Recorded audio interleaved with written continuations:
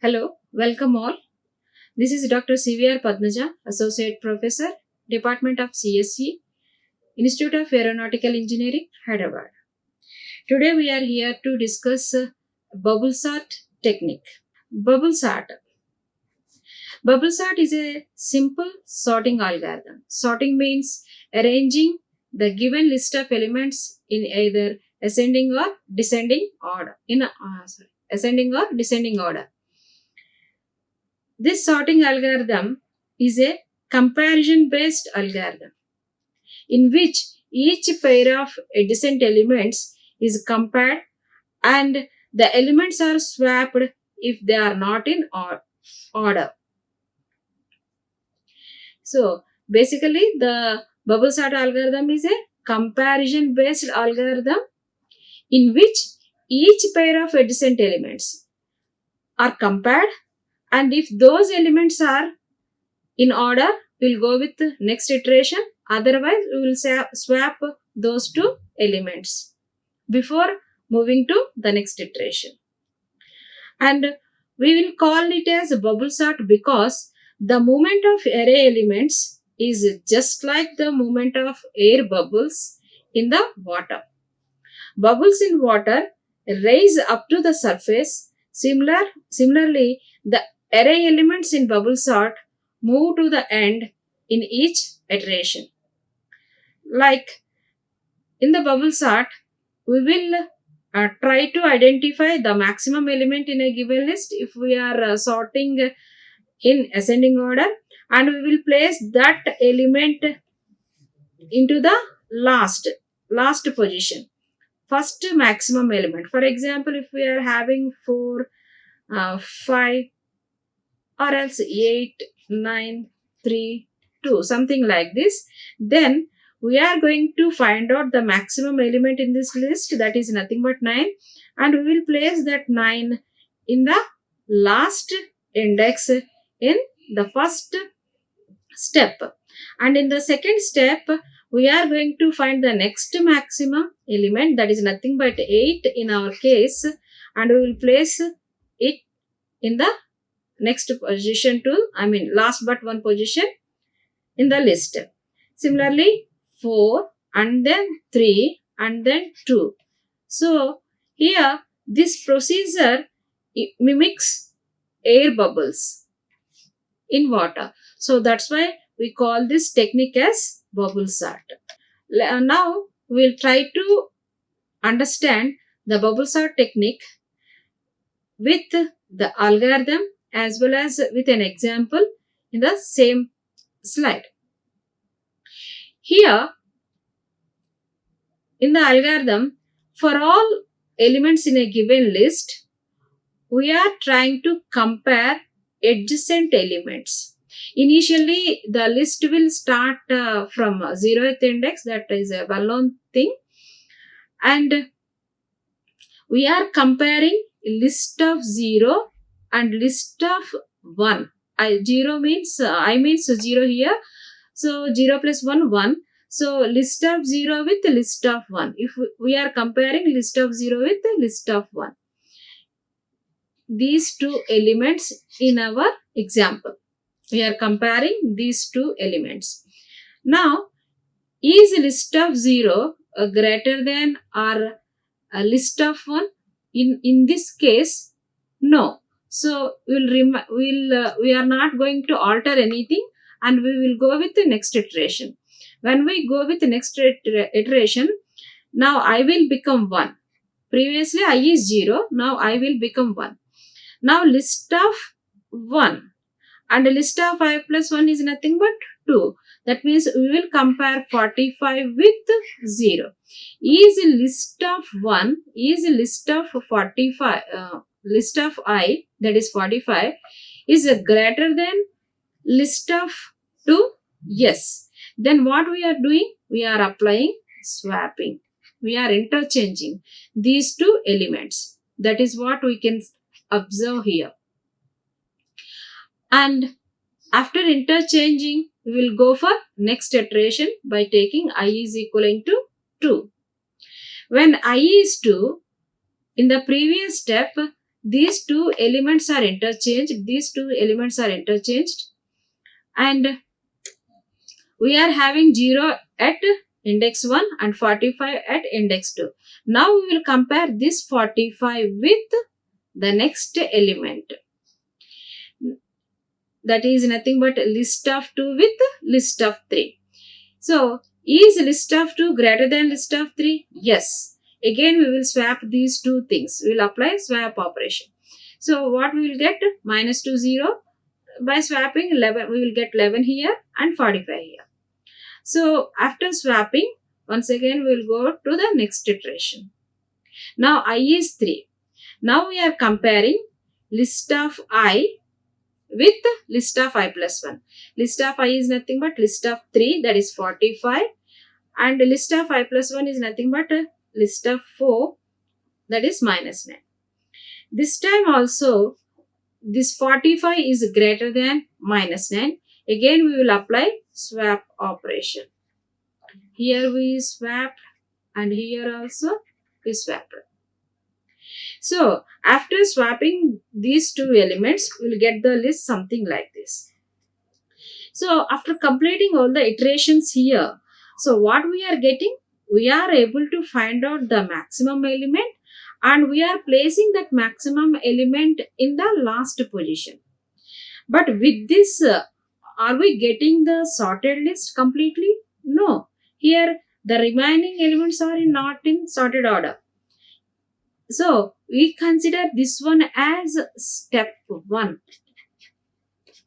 or pass 1. Any terminology we can use.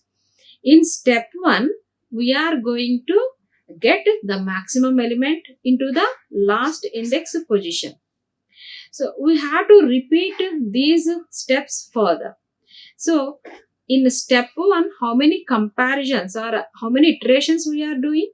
We are having 4 iterations. So, how to decide all these things?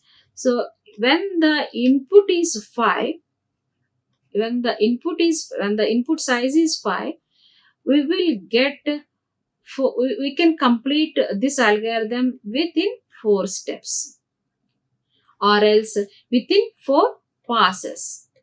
Steps or passes. So, again, in each pass, how many iterations we have to do? In each step or in each pass, how many iterations I have to do? N minus I. That is nothing but N minus, what is this I actually? I am representing this I with, I am representing steps with I, or else N minus I. So, in each pass, I'll get N minus I iterations. So, in the first step, I'll get 4 iterations. In the next, this is step 1. In second step, I'll get 3 iterations. In step 3, I'll get 2. And in step 4, I'll get only 1 iteration. Like that, we will have number of iterations. So, totally, this bubble sort algorithm can be completed using a nested loop. The first loop is I, which represents the steps, and the inner loop, J loop, which represents the iterations in each step. So, using a nested loop, we can implement this one. That can be seen in the implementation part. Now, just we are trying to understand the algorithm. So, in step 1, we are able to get the maximum element and we are placing that one in the last position of the list. Next, step 2. In step 2, again we will start the same procedure.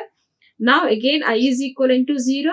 We will compare the first 2 elements, those are the adjacent elements, and if both are in order, then we will go with next iteration. Here minus 2 is not greater than 0, that's why we don't apply any swap operation here, and we will go with the next iteration. Now I is equivalent to 1. When I is equivalent to 1, we are comparing the list of I with list of I plus 1, 0 with 11, and here 0 is not greater than 11. Again, there is no swap. And we will go with next iteration. And now I is equivalent to 2. When I is 2, we are comparing list of I with list of I plus 1. That is 11 with minus 9. Here 11 is greater than minus 9. So we have to swap these two elements. So after swapping, what you are getting? Minus 2, 0, minus 9, 11 and 45. So after completing step 2, we are able to find out the second maximum element in the list, and we are placing that element in the last but one position. Next, in step 3. In step 3, we are trying to figure out the third maximum element. So here I is equivalent to 0, and we will start our technique, or else we will start our comparisons starting from 0. A list of 0 with list of I plus 1, that is 1, minus 2 with 0. Again, they are in order. So we are not going to apply any swap operation here. Next, we will go with the next iteration, I is equivalent to 1. Here we will compare 0 with minus 9. Now 0 is greater than minus 9. So we are going to apply swap operation here. So after applying swap operation, we'll get the iteration something like, we'll get the list like this: minus 2, minus 9, 0, 11 and 45. Here, one thing we can observe that after placing the maximum element in the last position, next time when we are going for the second step, we need not consider this part. Up to this part, if we consider for sorting, then that is enough. That means we are discarding the last element because it is already sorted. So in the second one also, we are placing the second maximum element. So next time we will consider only these 3 elements for sorting. These 2 already sorted. So need not bother about these 2 things. Only we have to concentrate on these 3 elements. Coming to the next one, here we found out the third maximum element, and we placed it in the third position from the last. So here, up to this particular point, the list is already in order. So when we have to go further with these 2 elements in the next step. So in the next step, we'll try to compare the first 2 elements. Now minus 2 is greater than minus 9. We have to apply swap operation here. So we'll get minus 1 here and minus 2 here. So with this one, we are getting the list as sorted. And after this one also, up to this particular point, we already sorted in the previous step. So we need not bother about this part. So leftover elements are only 2, and we compared both the elements and we swapped. And after swapping, we cannot compare minus 2 with 0 because this is already done. Only 2 elements left. So here we can stop, or else we can understand something like our input is equivalent to 5. The size is 5. We already completed 4 steps. So when we completed all 4 steps, then there is nothing to do with. So we can stop there. We can come out of the loops there. So after completing the last step, we are getting the list in sorted order. That is minus 9, minus 2, 0, 11 and 45. So we completed the algorithm for bubble sort. Now we will try to implement bubble sort using Python programming language. So in this one, this part is implementation of bubble sort method or function, and this part is the driver code. Okay, we'll try to understand each and every statement presented here. So we'll start with the driver code. In this one, the first statement is the list of elements. Here the list is -2, 45, 0, 11 and -9, which are discussed in our example. So, after considering this list, we are applying the bubble sort technique on the data. Here, data is the name of the list. So, after applying this method, the data should be in sorted order. The output for this particular program is something like -9, -2, 0, 11 and then 45. Okay, so we are applying a bubble sort on the data by calling the method bubble sort. After completing the execution of this method, we are displaying a message that the array in sorted order or else a sorted array in ascending order, and we are displaying the data. This is the driver code, and when we are calling this method, the control will be transferred from this position to here, and it will try to execute the method. So in this function, in this method, we are having a pair of for loops, nested for loops.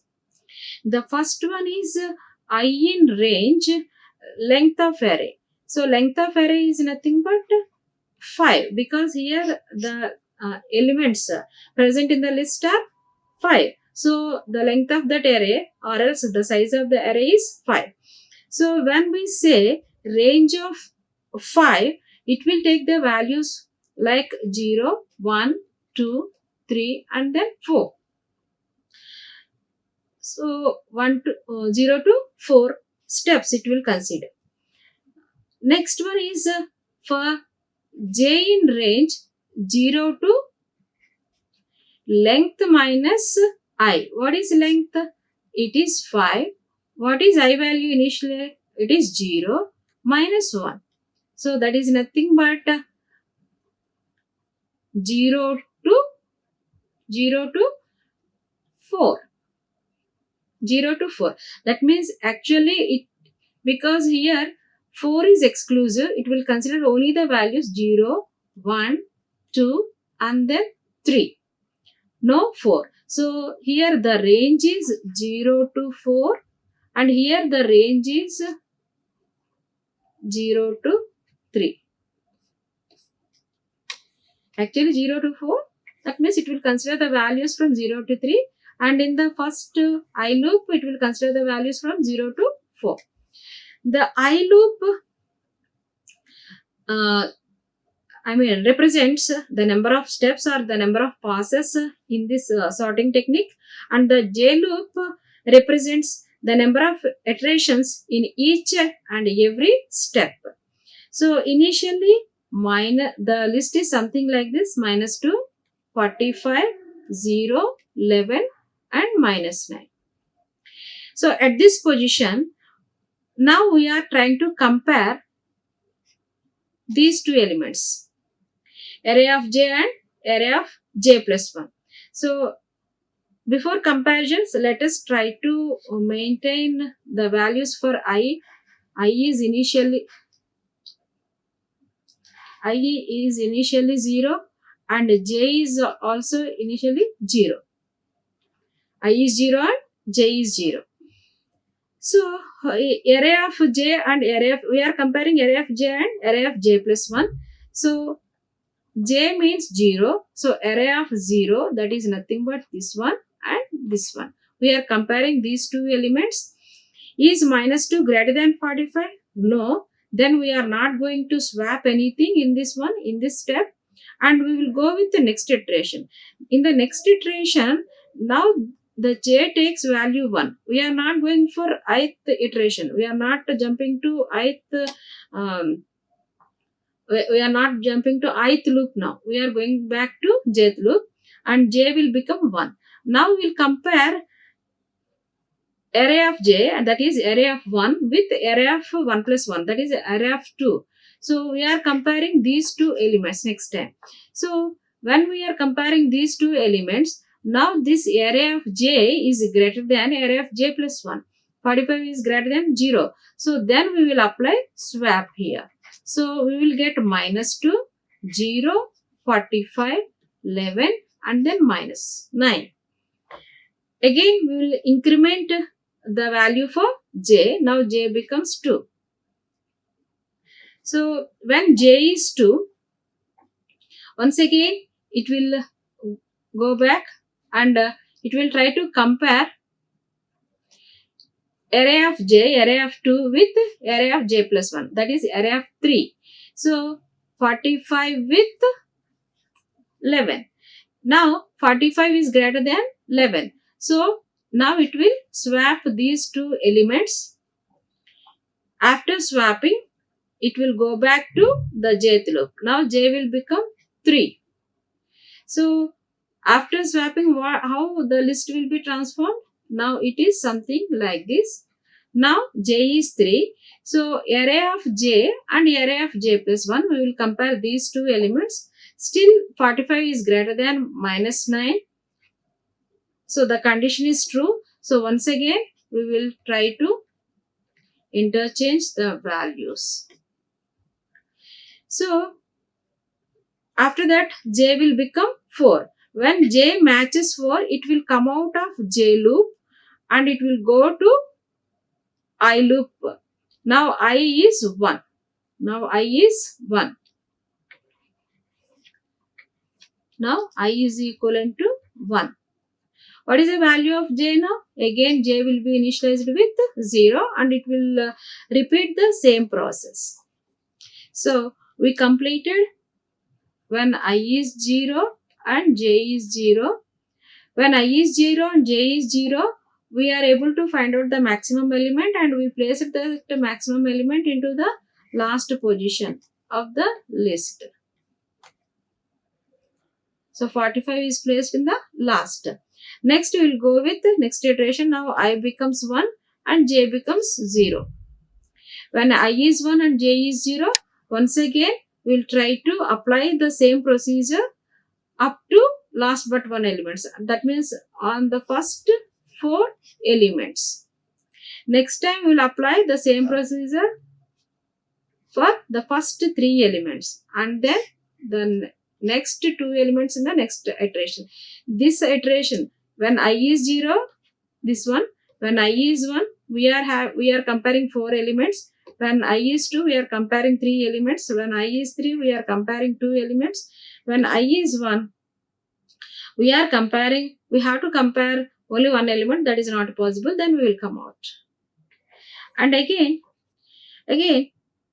this is swapping. How we swap the elements? When 45 is greater than -9, we are saying that we swap these two elements.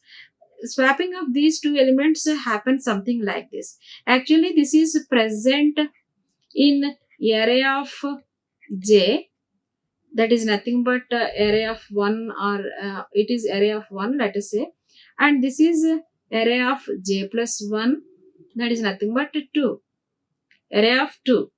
So now we have to swap these two elements. Array of 1, so array of 1 holds 45 and array of 2 holds 9 -9.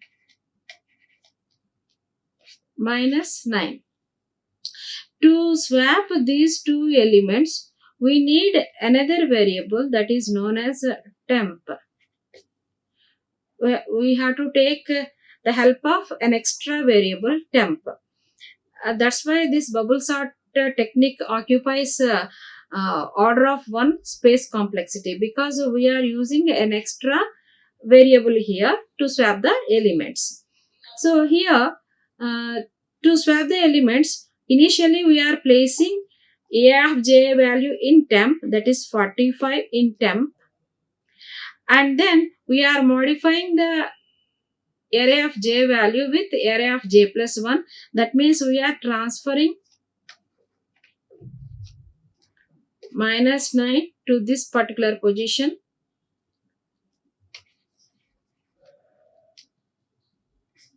-9 is placed here, and array of j plus 1. This is our array of j plus 1. Array of j plus 1. Previously it is having minus 9 here. Now we are going to place 45 here by applying this one. So initially we are transferring temp is equivalent to array of j, means we are transferring whatever is there in array of j, that will be placed in 45 in temp, and then array of j plus j is replaced with array of j plus 1, and array of j plus 1 is replaced with temp, so that the swapping operation can be done successfully. So after applying this entire technique, all the elements will be sorted in ascending order as explained in the algorithm. So after completion of this function definition function, after executing this function, the elements in the given list will be sorted in ascending order, and the control will be transferred back to this printf statement. And in the printf statement, we are having a message like sorted array in ascending order, and after that, after displaying this one, we will display the data which is there in the list. Now try to understand the timing complexity of bubble sort. Here, the number of comparisons we are going to take in each and every step. In the first step, we are going to have n-1 comparisons. In step 2, we are having n-2. In step 3, n-3, and so on. And in the last step, we will have only one comparison. So, if we add up all these things, if we sum up all these comparisons, we will get n into n-1 by 2, which is nearly equivalent to n square. So that's why the complexity, the timing complexity of bubble sort is order of n square. And the space complexity is order of 1, which is already explained in the implementation, because we are using some temporary variable for swapping. So because of that, it occupies order of 1. And the worst case timing complexity is order of n square. That means if we want to sort the list in ascending order and the list is already in descending order, then it occupies order of n square timing complexity. And in the best case, the timing complexity is order of n. That means we want to sort the list in ascending order and the list is already in ascending order, then there is no need for sorting. Then the best case is order of n only. And average timing complexity is also order of n square. That means the elements are in jumbled manner. They are not in either ascending or descending order. And we want to sort that particular list into some ascending or descending order. So then the timing complexity of that particular case will turn into order of n square. And bubble sort, where we use bubble sort extensively means, or else where we cannot, or what are the limitations for bubble sort means, we cannot apply bubble sort for large data sets, as its average and worst case timing complexities are order of n square, where n is the number of items or the size of the list. So here both average case and worst case both are order of n square.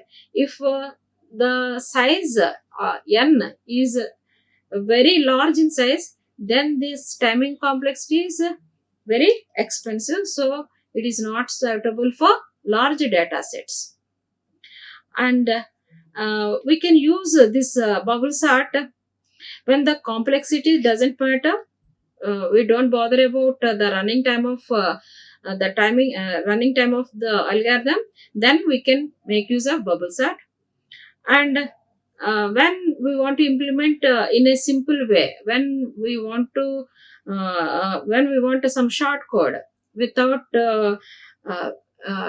bothering about how to implement and all, or else if we want to make it simple, then we will go with the bubble sort.